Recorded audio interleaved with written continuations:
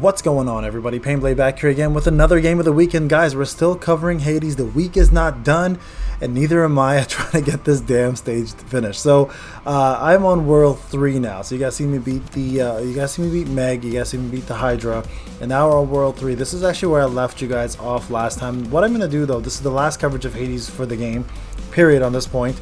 It may come back depending on votes, hits, views, etc., likes, but for now this is going to be it. I'm going to actually play the game here, try to finish it. While I'm doing it, we're going to do some color commentary here, show you guys some gameplay, and of course the last thing I'm going to do is going to start reviewing the game a little bit as game of the week is going to end and a new one will begin. So guys, thank you again for joining me on this wonderful journey that I've been trying to promote and do through my channel. I'm trying to obviously branch out a little bit and make sure that you guys get the best of everything that's coming out, not just Ninja Tribe. So let's talk a little bit about Hades and my journey through Hades. So I can tell you now, in terms of gameplay, we're going to go ahead and rate it from S to, we'll go S to F, okay? So gameplay wise, highly deserves an S. Like, this is probably one of the cleanest looking and easiest functioning games I've ever played in my life. Button control is simple, configuration is easy, you can see everything on the screen without having too many issues.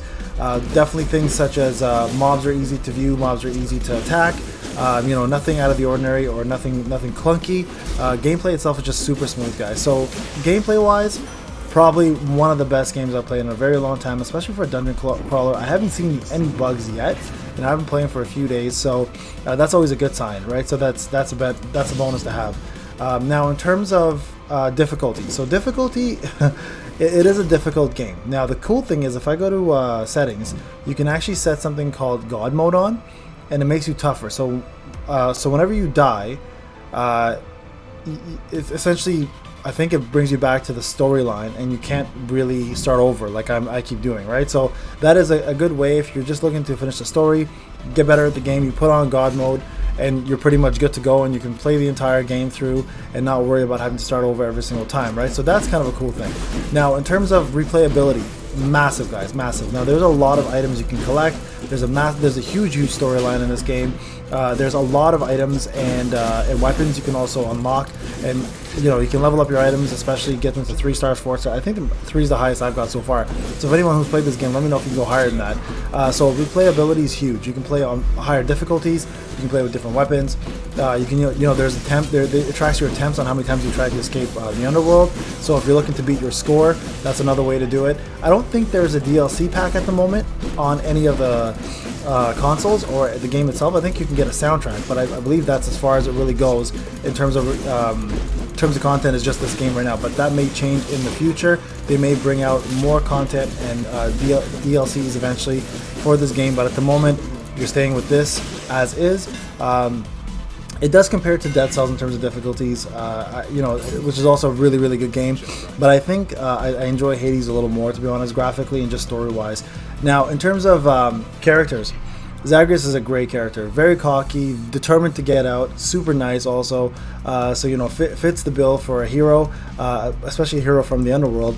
And then you've got the whole Greek mythology behind it, having all the gods involved, the power-ups that they provide you, the ego that comes with being a god, them asking for your favor, and your father being Hades, even trying to get out, and just learning everything about the underworld has been a really, really cool experience.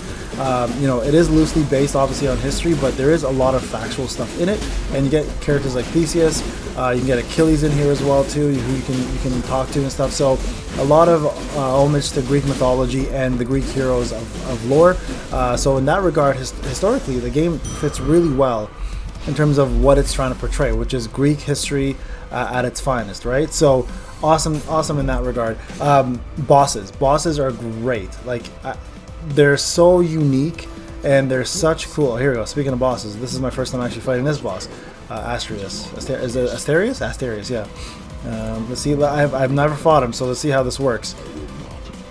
But yeah, so I mean, like, boss-wise, it's really cool. They're all very unique. Once you learn the pattern of a boss, though, it becomes pretty much understanding how to dodge and when to attack. Like this one right here. Like, I've never done this boss, so I'm assuming here he's just gonna keep pummeling me. Yeah, there you go. See, there's a spin move. So again, never doing the boss makes it a little more difficult the first time around. Understanding your limits and learning to dodge is huge in this. And the cool thing about the power-ups are, you can level the power-ups a little more too. There you go, I just died there. So let's see if I can outlast him here. And yeah, the power-ups give you so much cool things you can do, not just with the attacks, but also with dodges, right? So that part is really cool, because I hate games where you have to constantly dodge nonstop. Where this game, dodging is important, but also dodging can cause attacks. Like this one here is a great example of a special where you're dodging and you're also hitting at the same time. And that's another cool part that I really enjoy too, is you can actually have the gods, you can actually call upon the gods. What happened here? Oh, I think I won. That was a surprise. I guess that wasn't the boss. That might have been just a mini boss. Look at that. Look at that, guys. That was a surprise. That was a surprise. And there you go. This is what I mean by Poseidon being a god of the sea. So this is kind of cool. Your call. Let's see here. Okay, let's do that a little longer. So yeah, I mean, guys, like phenomenal game. So overall, in terms of ratings for this game, I'm going to give it a S, which is pretty much the highest rating you get in a game. I highly recommend anybody who is looking for a good dungeon crawler, who's looking for a good game to sink your teeth into and just have like a lot of fun without putting it down, and just in general, just a really, really awesome, fun RPG style game. Hades is incredible. Highly recommended. Right now, I believe it's on sale also on Steam, and I believe it's on Switch as well. Steam, I think, has it for $27.99 in Canada. It's probably a little less in America.